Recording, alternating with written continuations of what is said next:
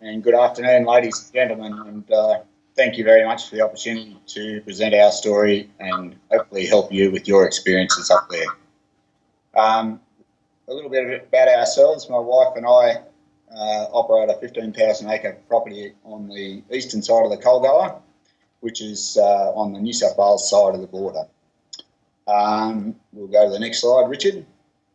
Yep. Okay, slide 2.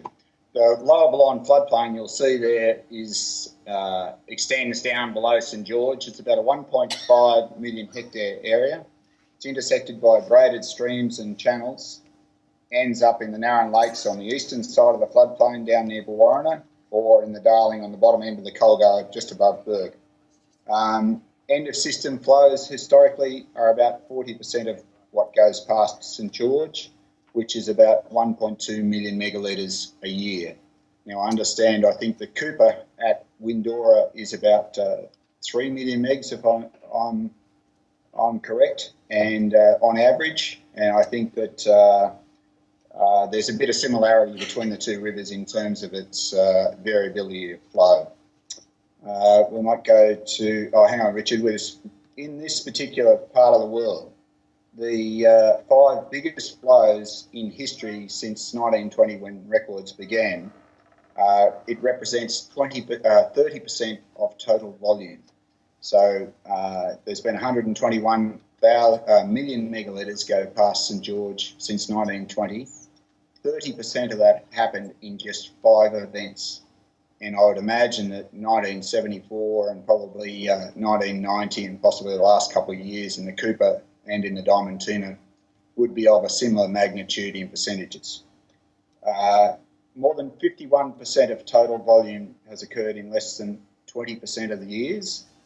And so therefore, for the remaining 80% of time since 1920, the average flows are less than half the average flow. So if you like, it's about 600,000 megalitres a year. So it's for 80% of the time. So it's the real average is somewhat lower than the extremes.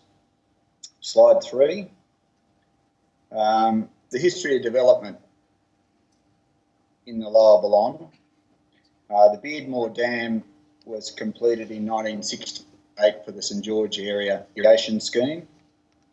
And there was slow development of irrigation in and around St George at that particular period. It wasn't until about 1980 that we started to get water harvesting development from the river downstream of St George, and that continued developing at a reasonably rapid rate as cotton prices and cost of development were in tandem, so i.e. high prices and low development costs. And very little policy impact upon that particular development. I think we've lost it. No, we can hear you all right. Righto, thanks, Richard. The water harvesting development really started to kick on from the early 1980s, and the development boomed without much interference from policy. And it probably wasn't until about 2000 when the wake-up call started to happen in Brisbane, when they started to realise that there were all sorts of things going on in the lower Balonne that may lead to overcommitment of the water resource. We'll go to slide 4, Richard.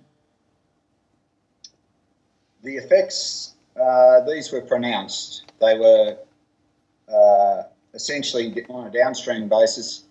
The smaller flows, the stock and domestic flows, rarely reach the end of system, so therefore a lot of people who are dependent on those stock and domestic flows obviously for their properties and for their houses missed out on water, so therefore they had to source water from bores that were somewhat further away or ground tanks from local runoff for a whole host of things. In a number of cases, some of these properties were totally de-stocked and virtually left unattended for a number of years during the dry years, causing immense dislocation socially and economically in the area in the Balonne Shire. There was the Balonne Shire from 1980 to 2005, the population dropped from 3,000 to 2,000, and in the Balonne Shire around St George, the transfer of wealth in terms of water didn't actually grow the population. It remained stable at about 5,000 to 6,000 during that period. And during the drought, when everyone started to move away because of lack of water, I think it got as low as sort of 4,000 people. So the transfer of wealth from one area to another doesn't necessarily mean you build a long-term sustainable community if you've got a highly variable flow. We'll go to slide 5.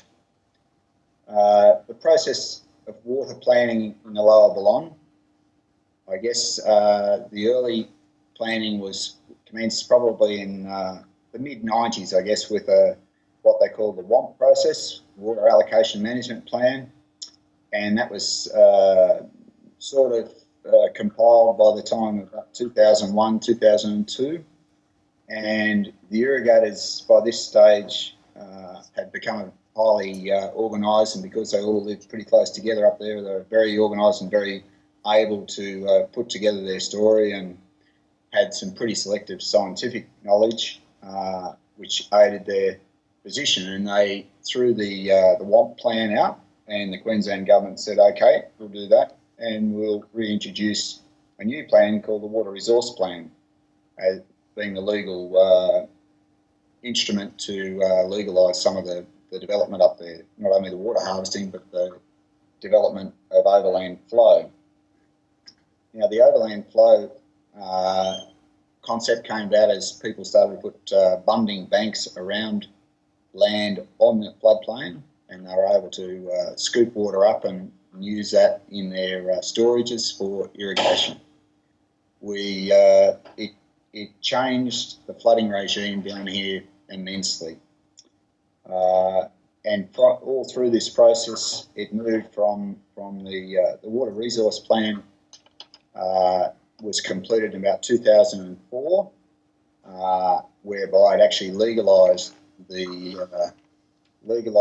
development of overland flow licences and the water harvesting licences, and that was just the legalisation of those entitlements, and then the Resource Operations Plan, which is the operating instrument, was introduced in about 2008. The conflict, slide 6. The conflicts arose because there was highly selective use of science. Professor Cullen's report on the Lower Balonne and the science that came out of that was probably highly influenced, in terms of Cullen probably didn't visit to any great length the bottom end of the system and understand the huge variability of these systems. He contended that 1/3 of this system would be allocated for irrigation long term, based on what he knew in the Southern Basin, where the variability is 300% at mean, whereas up here it's about 800% at mean.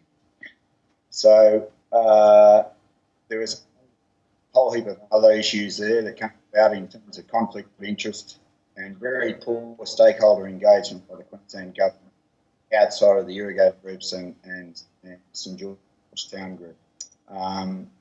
The missing floods of 2004 and 2008, and to some extent this particular year, 2013, caused some ongoing issues, lack of penetration down the system and no overbank flooding, which in dry years can be, this one down here, could be very beneficial. Slide 7. The solutions. Locally, we needed higher volumes of water in low flows to achieve inter-system events to replenish stock and domestics.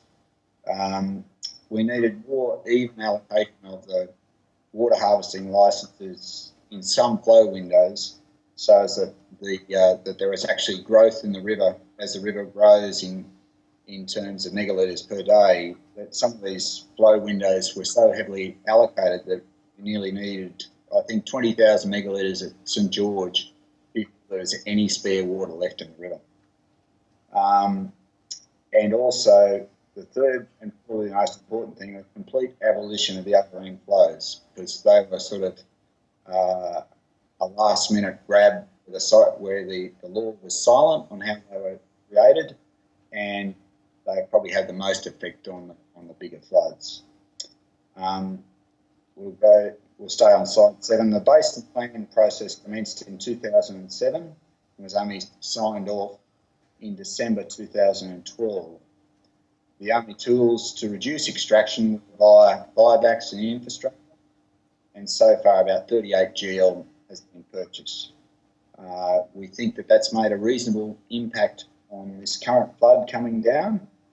However, we do need serious activation on the overland flows to try and get them, and hate to harp upon it, but in this area it's probably the most critical factor.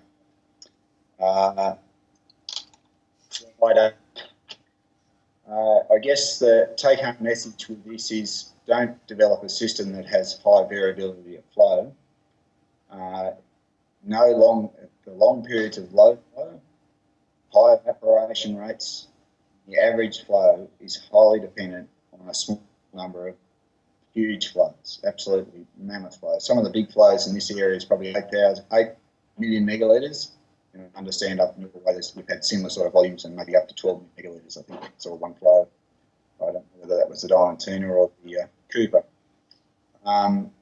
Lastly, that I always like to make in terms of how it should have been done differently. If you went to the bank to borrow some money and you sat down and you told him that you had an average income of, say, $1.2 million coming in a year, he'd say, oh, that's pretty good, we'll lend you a bit of money on that. But if you went and told him you had 800% variability of your average income, do you think he'd lend you some money? Probably not, because for 80% of the time you get less than half that, and I don't think that'd be enough to sustain a loan. So the message for you people up there in the Cooper and the Diamantina, look at those things very carefully. Don't just look at the overall science and the all the environment, all those things that are very important. It's just the capacity of a river to sustain the business. And if it's developed on too big a scale, there's no way the business that's been developed there, i.e. irrigation, will survive, and it will destroy the downstream systems. So any development up there, I think, would be contrary and not beneficial to most people. Thank you. Thanks very much, Ed. Can you...